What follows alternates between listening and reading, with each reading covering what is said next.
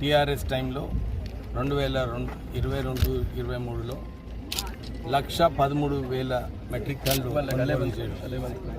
కానీ ఇప్పటి వరకు 28th వరకు ఆల్రెడీ 1,27,000 మెట్రిక్ టన్స్ కొనుగోలు చేయడం జరిగింది. అంటే టీఆర్ఎస్ కన్నా ఎక్కువ కొనుగోలు కావడం జరిగింది, సుమారు 16,000 మెట్రిక్ టన్నులు. కానీ ఏదైతే రాష్ట్ర ప్రభుత్వం బాధ్యత ఉందో, ఎమ్మెల్యేగా ఈ ప్రాంతానికి బాధ్యత ఉందో, లారీలు అరేంజ్ చేసేది బాధ్యత మాది.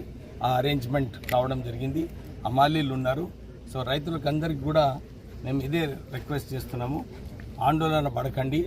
టీఆర్ఎస్ వాళ్ళు ఏదైతే దుష్ప్రచారం చేసినారో, వర్షాలు వస్తాయి తొందరగా తీసుకోండి అని వాళ్ళు ఏదైతే ఒక భయం రాష్ట్ర వ్యాప్తంగా క్రియేట్ చేయాలని చెప్పి వాళ్ళు ప్రయత్నం చేసినారో, వాళ్ళు ఫెయిల్ కావడం జరిగింది. మన మాజీ ఎమ్మెల్యే బాలకృష్ణ చెప్పినాడు, అరే ఎక్కడ పోయినా కానీ రైతులు రావటం లేదు, 4 వస్తున్నారు, 70 మంది మా కార్యకర్తలు ఉన్నారు. అంటే రైతులకు తెలుసు నిజంగా మీ హయాంలో మీరు ఎట్లా రైతులను దూసుకున్నారు, ఇక్కడ కాళేశ్వరం బ్యాక్ వాటర్లో రైతులు ఎట్లా నష్టపోయినారు, అప్పుడు నష్టపరిహారం ఇప్పించలేదు. కానీ నేను ఎమ్మెల్యే అయిన తర్వాత ఆ కాళేశ్వరం ప్రాజెక్టు వలన ఎవరైతే నష్టపోయినారో వాళ్ళందరికీ నష్టపరిహారం ఇప్పించడం జరిగింది.